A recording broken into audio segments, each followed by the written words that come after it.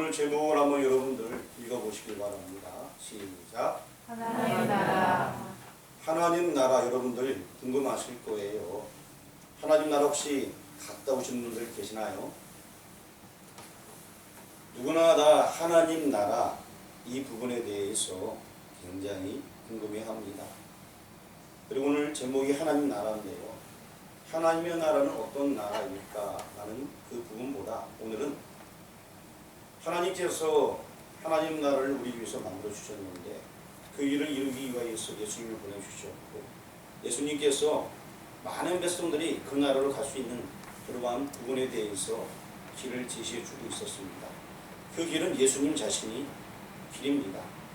그래서 오늘 주제를 거듭나면 가는 나라 하나님 나라라고 정했습니다. 여러분도 알죠? 거듭나면 가는 나라 무슨 나라? 하나님 나라. 그 부분에 대해서는 공부하려고 합니다. 올바른 하나님 나라의 신앙관 가지지 못한 많은 이들이 있기에 올바른 하나님 나라 신앙관을 갖는 시간이 되었으면 좋겠습니다. 오늘 말씀은 주님을 찾아온 바리새인이며 유대인 관원인 니고데모와의 대화인 것입니다. 제가 성경에 있는 내용을 다시 한번 여기 기록해 놨습니다. 요한복음 3장 2절부터 쭉 기록해 놨는데 여러 가지 설명해 주는 문구는 빼고 직접적인 얘기만 기록했습니다. 제가 한 절 읽고 여러분이 한 절 읽고 쭉 한번 읽어보도록 하겠습니다. 라비여 당신은 하나님께로부터 오신 선생님인 줄 아나이다.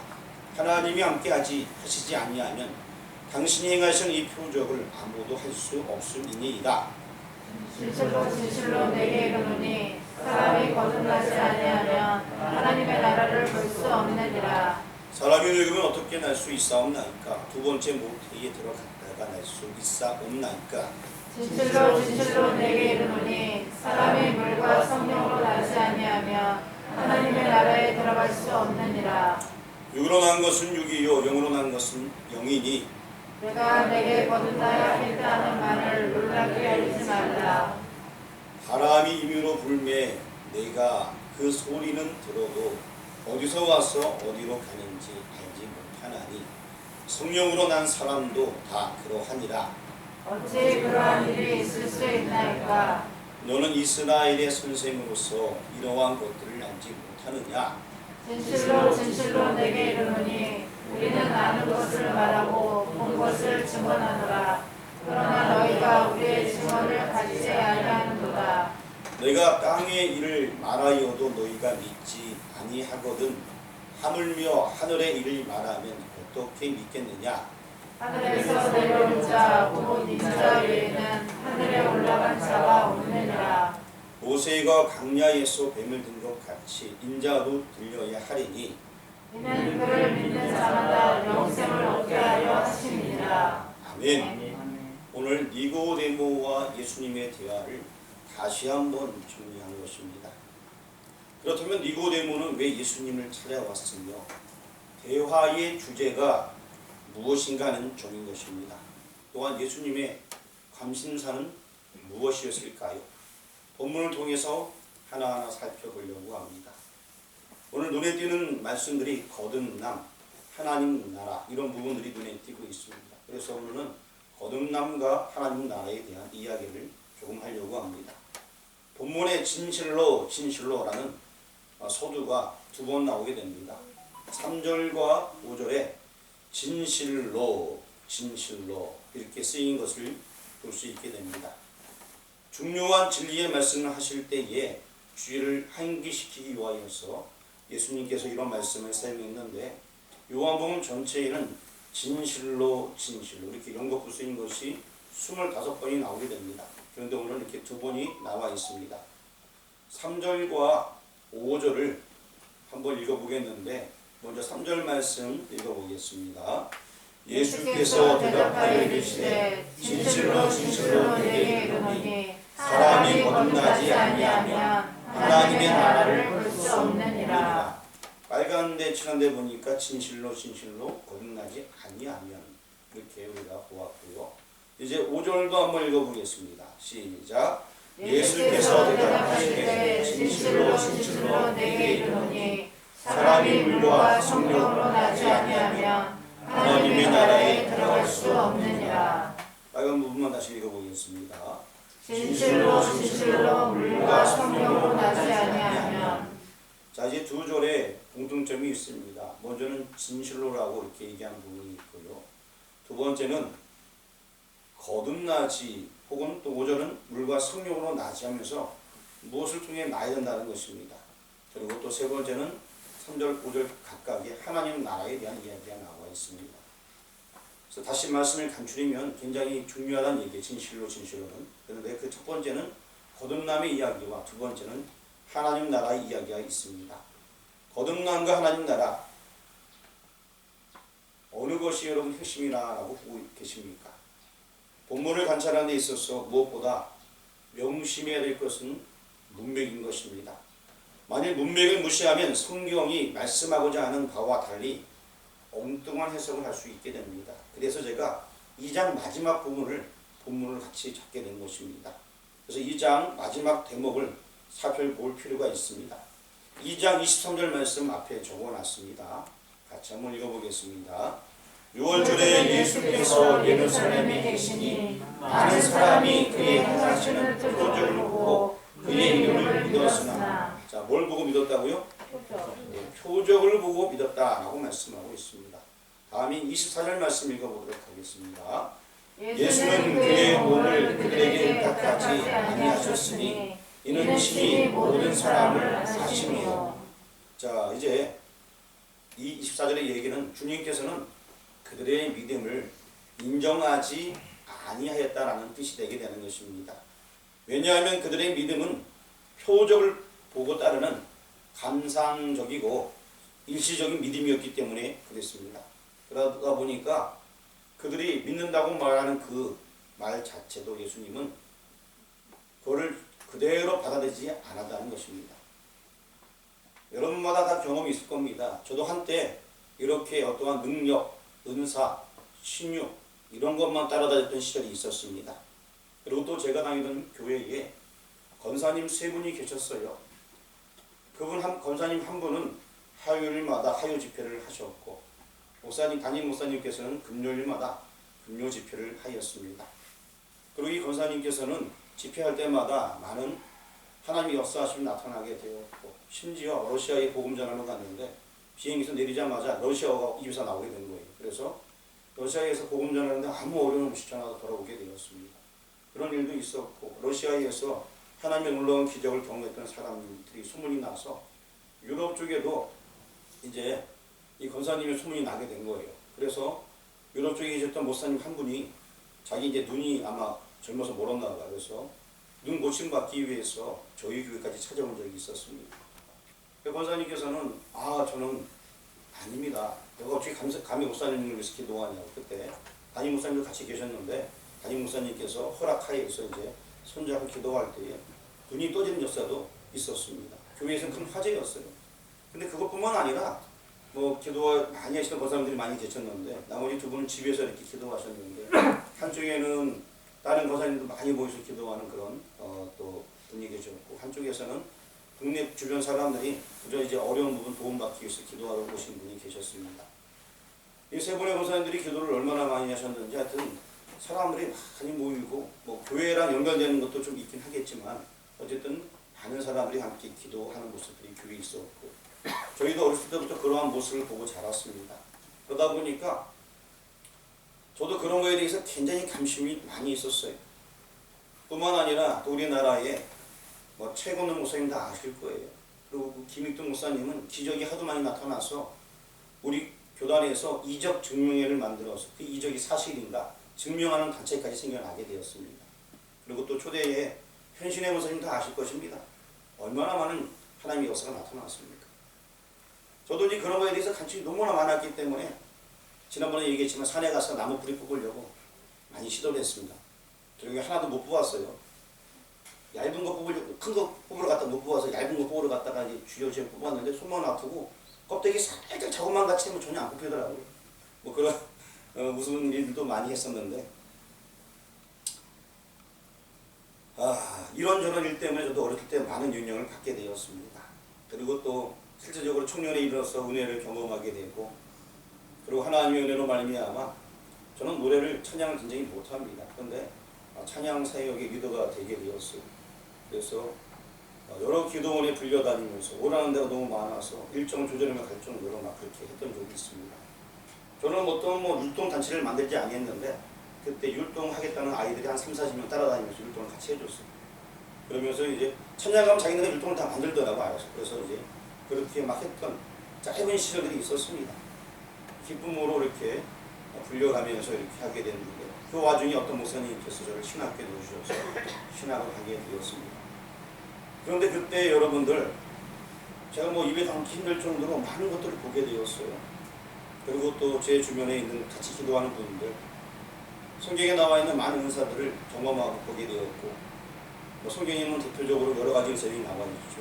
예언도 있고 그리고 방언도 있고 성경에는 방송은 없지만 방송 뿐만 아니라 그 다음에 기도도 여러 가지가 있습니다. 외침 기도도 있고 묵상 기도도 있고 그리고 또 감상 기도도 있고 여러 것들이 많이 있는데 그 모든 것들을 하나씩 젊은 나이에 보고 경험하게 되었고 집 찬양할 때마다 하나님께서 함께 주시어서 많은 이들이 변화받고 고침받는 것들을 보게 되었습니다. 정말 이것은 굉장한 큰 충격이었어요. 젊은 날에 있어서 많은 경험을 하게 되었습니다. 그런데 그 은혜 받았던 사람 중에서 이렇게 방서를 참 이쁘게 쓴 사람이 있어요. 저보다 나이가 한 5살 정도 많았는데 정말 사람이 되게 착하고 좋은 사람이었어요. 그리고 또 다른 분은 그걸 또 해석해주는 분도 있어요. 그러는데 그분이 결국에는 도박을 하면서 우리 기도문에서 떠나게 되었어요. 다시 못 돌아오더라고요. 몇 번 돌아오려고 시도했지만 결국에는 떠났어요. 분명히 하나님의 은혜를 받은 사람이고 그런데 왜 그럴까? 근데 그 외에서 다른 사람들도 그런 경우들을 제가 경험하게 되었습니다. 은혜를 충분히 받았고 어떤 사람은 신학까지 하겠다고 고백했는데 다른 길로 간 사람도 보았어요. 그러면서 하나님의 은혜를 받은 것 같은데 왜 그럴까? 하나님의 은사 경험하는 것보다 중요한 것은 하나님의 말씀이 그 안에 있느냐가 중요합니다. 말씀이 내 안에 다 들어와서 그리스도의 사랑이 우리 안에 있으면 이 사랑을 누구도 끊을 수가 없습니다. 성경이 고린도전서에 보게 되면 너희는 더욱 큰 은사를 사모하라 하면서 많은 은사 얘기하지만 가장 큰 은사는 맨 끝에 사랑이라 얘기하면서 사랑에 대한 얘기를 쭉 하고 있습니다. 성경의 내용이 다 그렇습니다. 앞에 좀 얘기 있다가 나중에는 사랑에 대해서 쫙 이게 가장 더 큰 은사를 사모하라 얘기하면서 사랑에 대해서 얘기하고 있습니다. 하나님의 사랑 이거는 어마어마한 것입니다. 거기에 비하면 아무것도 아닙니다. 그리고 또 우리 나라에도 그런 많은 권능과 역사가 나타났지만 루터라든가 그다음에 칼빈 이런 사람들 또 성경에 나오는 바울 같은 사람들 바울은 정말 많은 기적이 나타났다고 성경에 기록되어져 있습니다. 그런데 바울은 어떠한 은사 부분에 치우쳐서 거기에 헤매지 아니했습니다. 바울이 행했던 것은 그저 복음 전했어요. 복음 전할 때에 하나님 역사하신 것입니다. 바울이 기록한 그 서신을 보게 되면 다 복음을 전한 내용이에요. 그럴 때 이러한 일이 나타났다라고 얘기합니다. 어느 한 곳에 치우친 것이 아닌 것입니다. 하나님의 말씀 그대로 그 복음의 메시지를 전했다지만 거기에 기적이 나타나고 때로는 죽은 자도 살아나는 역사가 있게 되는 것이고 능력을 경험하게 되는 것입니다. 그 많은 은혜를 많이 받았고 경험했던 많은 사람들은요. 어느 한 은사에 치우쳐서 그것만 강조하는 사람은 아무도 없습니다. 근데 그 어떠한 부분만 강조하다 보면은 그것만 내세우다 보면은 잘못되는 경우들이 많이 있어요. 왜냐하면 하나님은 우리가 표현할 수 없는 어마어마하게 크신 분인데 그걸 한쪽에다 담으려고 하니까 안 되는 거예요.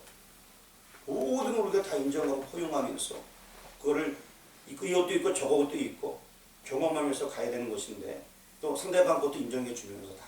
그런데 한쪽에 치우다 보니까 어떤 사람들은 그 한쪽이 나한테 어떤 은혜를 받는 루트니까 그걸 잘하는 사람도 있어요. 그런데 그걸 본 다른 사람은 욕심이 나서 막 그거를 그냥 사용하려고 하면서 자랑하려고 거기에만 매달리게 되는 경우도 있다는 거죠. 그러다 보면서 문제가 생길 수 있는 것입니다. 지금 은사 얘기하는 건 아니지만 어쨌든 우리가 하나님의 은혜, 하나님의 말씀, 하나님의 능력, 그 사랑은 무한합니다. 한쪽에 너무나 치우쳐서는 안 되게 된다는 것입니다. 성경 66권은 우리에게 주신 편지입니다. 이 말씀을 전체적으로 다 이해하고 가장 큰 예언의 말씀은 성경 말씀이라는 인식하에 있어 그 말씀을 두루두루 잘 봐야지 하나님께서 우리를 통해서 원하시는 바를 이해할 수가 있는 것입니다. 그리고 본문 2절 말씀 앞에 또 적어놨는데 한번 읽어보도록 하겠습니다. 그가 밤에 예수께 와서 이르되 라비여 우리가 당신은 하나님께로부터 오신 선생인 줄 아나이다. 하나님이 함께 하시지 아니하시며 당신이 행하신 이 표적을 아무도 할 수 없음이니이다. 지금 여기 찾아온 사람은 이 표적을 보고서 찾아왔다는 것입니다. 주님께서 니고데모에게 무엇이라고 대답하십니까? 오늘 본문의 문맥을 잘 보시기 바랍니다. 주님의 답변은 이런 내용이에요. 너는 표적에 감심이 많으나 거듭나지 않으면 하나님 나라에 들어갈 수 없느니라 라고 말씀하고 있는 것입니다. 물론 표적을 보고 왔다가 거듭나면 참 좋은 거겠죠. 근데 대부분 표적만 보고 표적이 없으면 돌아가는 경우가 있다는 것입니다. 니고데모는 이스라엘의 선생이었습니다. 간원이었습니다. 예수께서 표적을 행하시는 것을 보게 되었습니다. 그래서 이분이야말로 이스라엘을 회복하러 오신 메시아가 아닌가 생각한 나머지 그래서 이를 확인하러 찾아왔음직도 합니다. 이런 문제를 위해서라면 예수님께서 오해도 받고 있기 때문에 밤 시간이 적합했을 것입니다. 그래서 밤에 와서 예수님을 만나게 되는 것입니다. 이 점에 있어 중요한 것은 당시 유대인들이 바라고 있던 나라와 예수 그리스도께서 세우러 오신 나라 사이에는 흉측한 차이가 있었다는 점인 것입니다. 예수님께서는 나중에 요한복음 18장 36절에 말씀하시는데 내 나라는 이 세상에 속한 것이 아니니라 라고 말씀하고 있습니다. 내 나라는 이 세상에 속한 것이 아니니라. 그러나 백성들은요, 또 니고데모 같은 사람들은 나라에 대한 인식이 자체가 좀 달랐어요. 그래서 요한복음 6장 15절에 보니까 예수님을 억지로 임금 삼으려는 내용이 나와 있습니다. 함께 읽어보겠습니다. 그러므로 예수께서 그들이 와서 자기를 억지로 붙들어 임금으로 삼으시려는 줄 아시고 다시 혼자 산으로 떠나가시니라. 사람들은 예수님을 임금 삼으려 했습니다. 왜? 메시아가 온다고 했는데 그 메시아는 왕으로 오신다고 했으니까 다윗처럼 힘이 많이 있어서 전 세계를 통치하는 힘 있는 왕으로 오해하고 있었던 것입니다.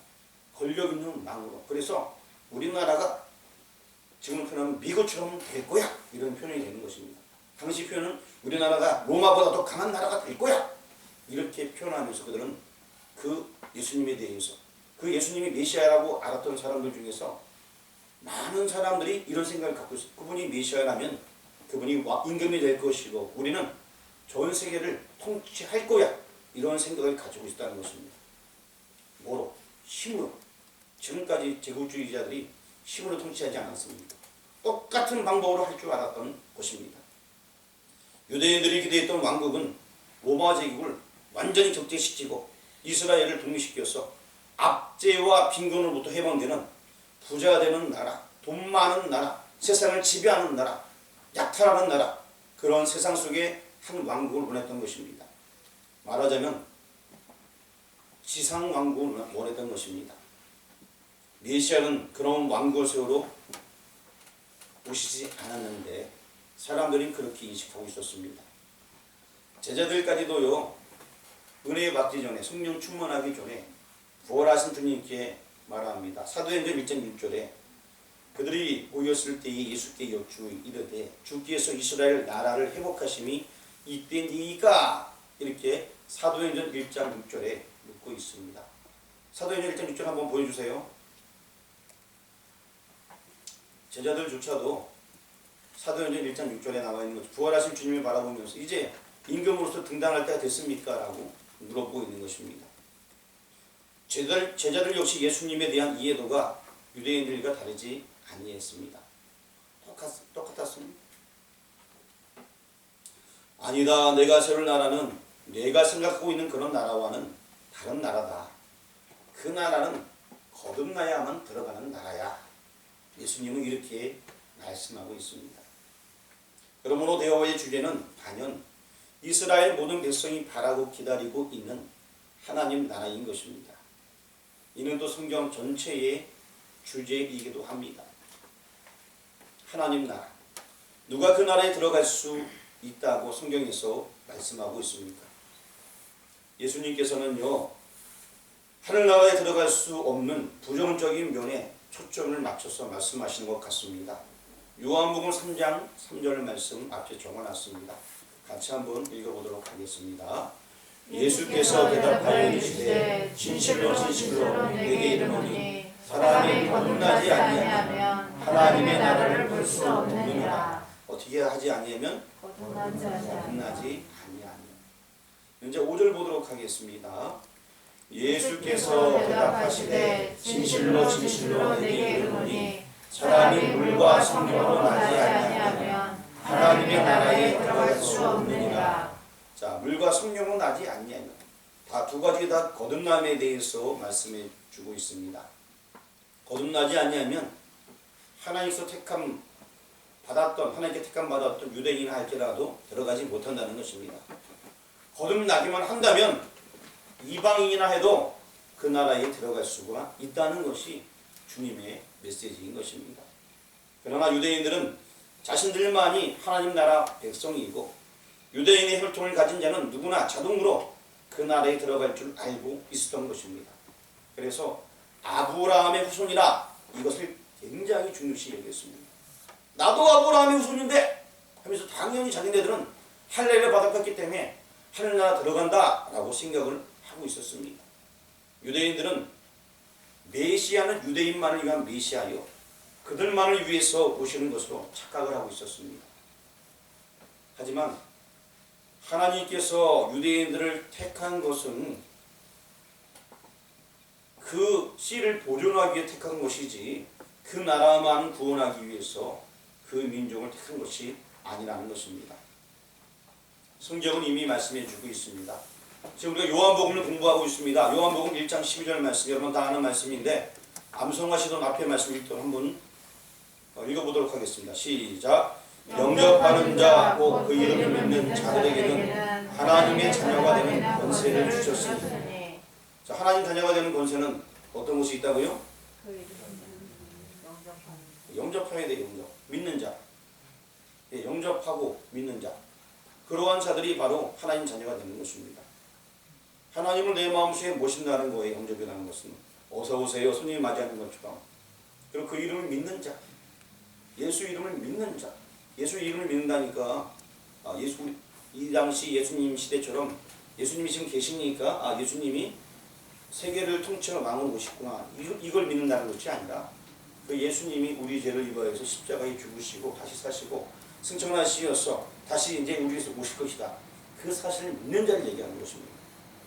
다시 말하면 복음을 믿는 자, 그를 믿는 자, 그들은 하나님 자녀가 되는 권세를 주셨다는 것입니다. 얼마나 큰 복입니까? 여러분 하나님의 자녀입니까? 네.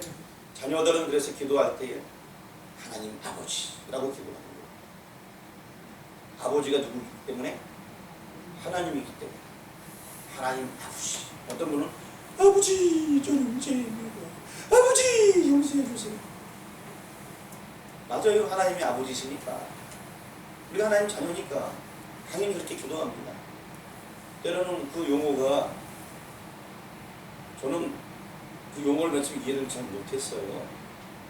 어느 기도원에서 이렇게 지금 기도원이 큰 기도원인데 거기 이제 갔다가 어떤 분이 기도 제목을 써낸 적이 있어요. 제가 은혜를 좀 받기 전에 좀 갈등하면서 좀 떠난 적이 있어요. 기도원에 좀 잠깐 간 적이 있는데 거기 어떤 분이 청년 때 잠깐 여러 가지 고민하는 시기에 기도원에 좀 들어갔는데 그때 기도 제목을 적어냈는데 어떤 분이 아버지 용서해 주세요 이런 기도 제목을 적어냈더라고요. 그 다음 집회 시간에는 이 제표가 하루에 한 4번 정도 있었는데 아버지 저는 죄인입니다. 또 이렇게 문구가 나오길래 속으로 저 사람은 도대체 누군지 모르겠지만 얼마나 자기 부모님한테 잘못했으면 저걸 저렇게 적어냈을까 이렇게 생각했던 거예요.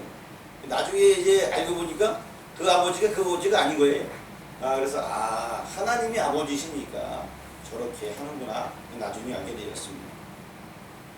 요한복음 1장 13절 말씀 한번 같이 읽어보도록 하겠습니다. 시작. 이는 고통으로나 육정으로나 사람의 뜻으로 나지 아니하고 오직 하나님께로부터 난 자들입니다. 거듭난 자들, 예수 그리스도의 십자가 복음을 믿는 자들, 이런 자들은 혈통으로 난 것이 아니고 육정으로 난 것이 아니라 하나님께로부터 난 자라라고 인정해주고 있습니다. 얼마나 큰 은혜입니까? 우리에게는 자녀로 인정해주고 있습니다. 내가 하나님의 아들, 하나님의 딸, 이거는 굉장히 큰 축복입니다. 요한복음 3장 9절에서 니고데모가 묻고 있습니다. 어찌 그런 일이 있을 수 있나니까? 다른 말로 표현하면 어떤 방법으로 이런 일이 가능합니까? 다시 태어나는 것, 거듭남이 어떻게 가능한 일입니까? 요한복음 3장 14절에 모세가 광야에서 뱀을 든 것 같이 인자도 들려야 하리니 이래야만 가능해진다고 답변하십니다. 결국에 가능해지는 일은 예수님의 십자가 사건과 그의 부활을 믿는 것인 것입니다. 모세가 광야에서 뱀을 든 것 같이 인자도 십자가에 들려야 하리니 이것을 그대로 믿는 자들은 하나님의 자녀가 된다는 것입니다. 주님의 대속의 죽으심으로 말미암아 종적으로는 하나님과 사람 사이에 막혔던 휘장이 찢어지게 되었습니다. 흥적으로는 유대인과 이방인 사이에 막혔던 담이 무너졌습니다. 오늘 본문이 우리에게 시사해 주는 바는 올바른 하나님 나라 신앙관을 가지고 먼저 그의 나라와 그의 의를 구하라 라고 말씀해 주고 있는 것입니다. 유대인 지도자들의 왜곡된 하나님 나라 신앙관으로 인해서 고대하던 메시아가 오셨음에도 불구하고 결국에 그를 배척했습니다. 또한 십자가에 못 박여 죽였습니다.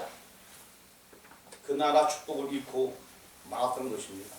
유대인들은 정말 그 메시아를 고대했는데 그 메시아가 왔는데도 불구하고 알아보지 못하고 오히려 십자가에 못 박는 그런 우를 범하고 말았던 것입니다. 지금 이 시대야말로 올바른 하나님 나라 신앙관이 얼마나 절실한 때인가를 깨달으신 여러분 되기를 바랍니다. 하나님 나라에 이 바른 신앙관이 필요합니다. 지난번에 얘기했지만 신앙생활 잘하면 모든 것이 잘 되고 복 받는다.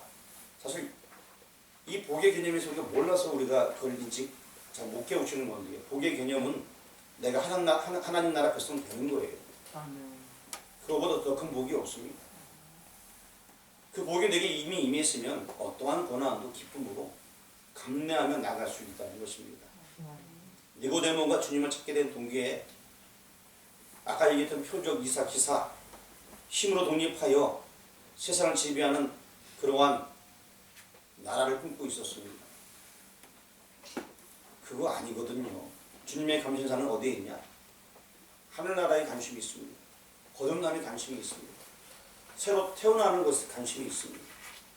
내가 정말 주의 말씀을 듣고 예수님 믿는 사람으로 새로 태어났으면은 이제 옛것 버리고 바른 신앙생활을 해야 됩니다.